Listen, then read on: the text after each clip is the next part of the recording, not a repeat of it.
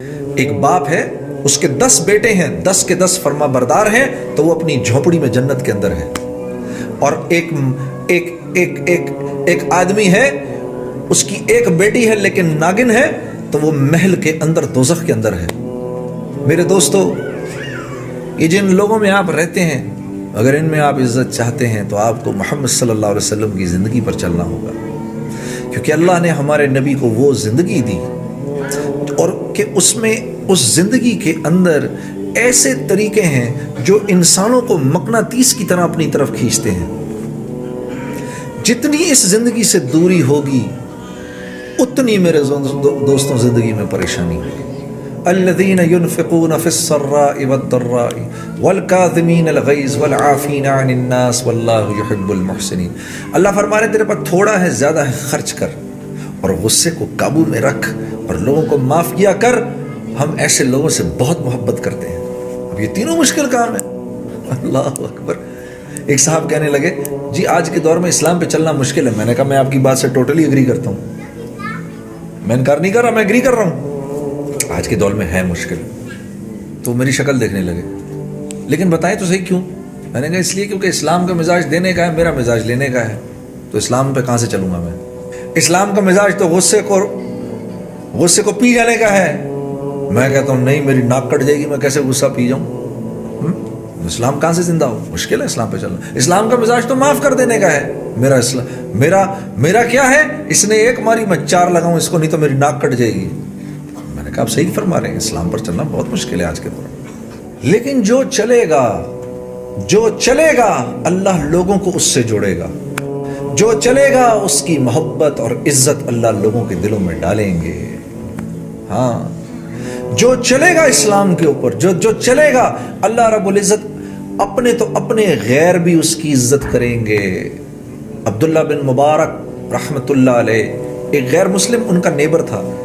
1 لاکھ درم کا اس کا گھر تھا، اس نے 10 لاکھ درم قیمت مانگی. دیوار ایک تھی دونوں کی.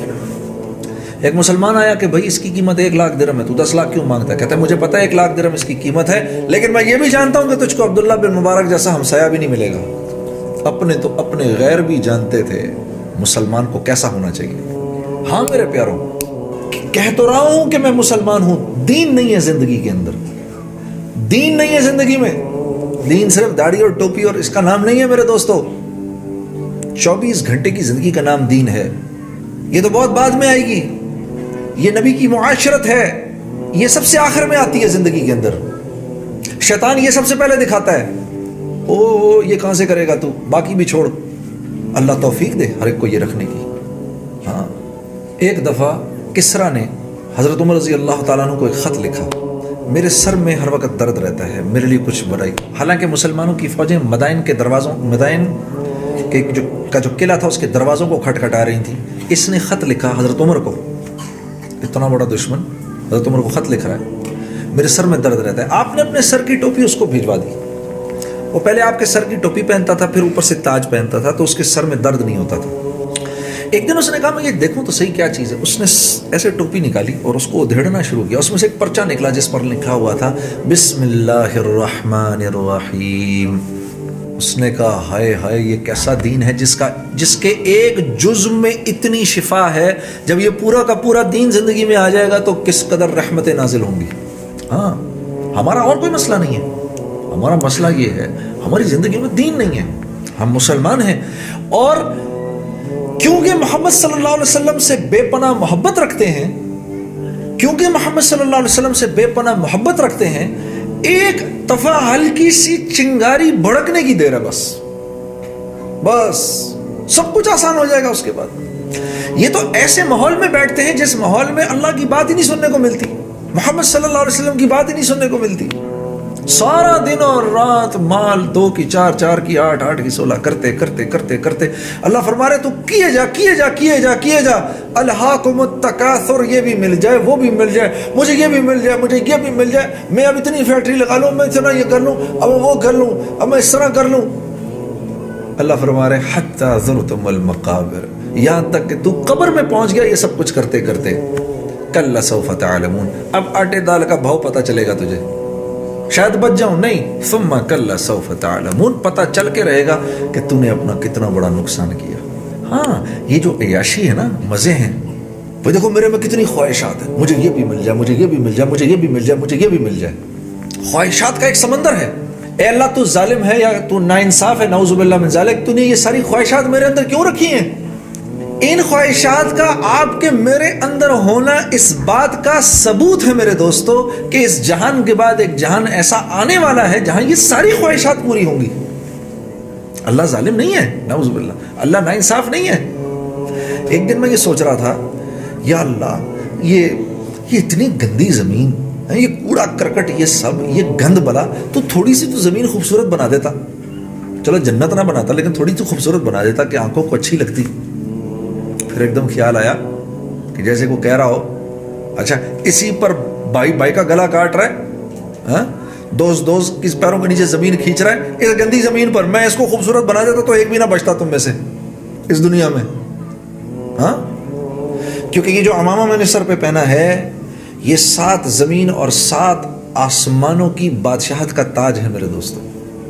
میرے نبی حضرت محمد صلی اللہ علیہ وسلم کی ہر وقت کی سنت ہے, اور آپ 2 جہان کے سردار ہیں, خیر البشر ہیں, سید البشر ہیں, امام المرسلین ہیں, حبیب کبریا ہیں, خاتم المرسلین ہیں, پتہ نہیں کون کون ہیں اور کیا کیا ہیں, کہیں مزمل ہیں تو کہیں مدثر ہیں, کہیں آپ کی جان کی اللہ قرآن میں قسم کھا رہا ہے, کہیں آپ کو ساری انسانیت کے لیے رحمت پکار رہا ہے.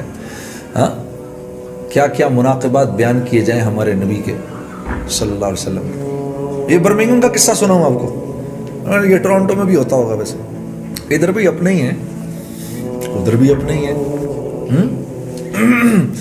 وہ ہمارا وقت لگ رہا تھا, میں اور سعید ایک جماعت میں ہم وقت لگا رہے تھے, 2006 کی بات ہے, ہم دونوں کا وقت لگ رہا تھا. تو وہ ایک برمنگھم جب پہنچے تو برمنگھم کے ایک ساتھی آئے ہمارے پاس, جنید بھائی, وہ ہماری مسجد میں آپ لوگ آئیے اپنی جماعت لے کر, ہمارے علاقے میں ایک بھی گورا نہیں رہتا. میں نے کہا یار ان کے ملک میں رہتے ہوئے how did you manage this? کہا جی کوئی مسئلہ نہیں, ہماری برادری کے 20-22 خاندان گئے, وہ سب کے سب بھاگ گئے.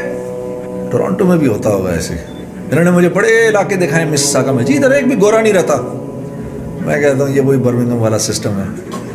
ہاں جی, 20-22 بندے برادری کے موو کیے ایک جگہ پہ, سارے گورے بھاگ گئے. میں نے کہا بھائی ہونا تو اس کے برعکس چاہیے تھا, ہونا تو اس کے برعکس چاہیے تھا کہ تم جب کسی ایریا میں موو کیے تو گورے کہتے ہو یار زبردست, یہ دیکھو مسلمان آ گئے ہیں, یار ان کے ہمسائے بنو. یہ بڑے اچھے اخلاق والے لوگ ہوتے ہیں, ان کے بڑے اچھے معاملات والے ہوتے ہیں, بڑے تمیزدار لوگ ہوتے ہیں, اپنے ہمسائے کا بڑا خیال کرتے ہیں. اپنی بیویوں سے کہتے ہیں کہ ان کی بیویوں سے تعلق بناؤ, ان کی بیویاں بڑی وفادار ہوتی ہیں شوہر کی. اور اپنے بچوں سے کہتے ہیں کہ ان کے بچوں سے تعلق بناؤ, ان کے بچے بڑے فرمانبردار ہوتے ہیں اپنے ماں باپ کے. ہاں, اپنی مرضی کی زندگی گزارنے والے آئے ہیں, ہم ان کے ساتھ نہیں رہ سکتے. انہیں کیا پڑی کہ یہ مسلمان ہے غیر مسلم.